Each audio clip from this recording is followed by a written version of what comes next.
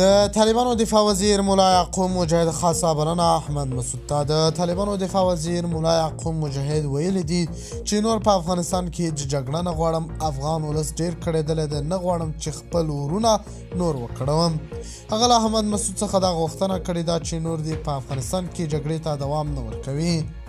هغه ویلي له جګړې څخه هېڅ هم نه جوړېږي او له هغه ډله هېڅ هم پر موږ نشي کولی.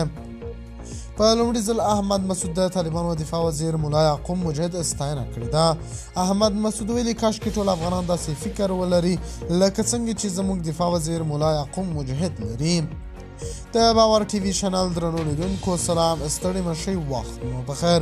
هیله لرم چې جوړ او روغ به یې. په سر کې یادونه کوم که باور ټي وي چینل مو نه وي سبسکرایب کړی، په درنښت سره باور ټي وي چینل سبسکرایب کړئ.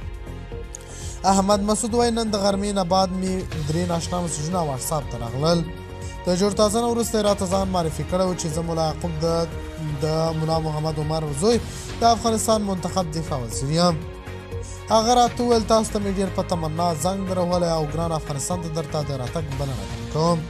د طالبانو دفاع وزیر ملا یعقوب مجاهد ویلي دي چې ستاسو له جګړې څخه هېڅ هم نه جوړېږي. احمد مسعود ویلي په لومړي ځل د طالبانو دفاع وزیر ډېر حیران کړم او نورې خبرې احمد مسعود نه دي ښودلي چې څه یې ورته ویلي.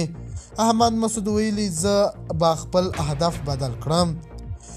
د طالبانو دفاع وزیر ملا یعقوب مجاهد خاصه بلنه احمد مسعود ته، خو احمد مسعود د دغې بلنې په هکله څه نه دي ویلي.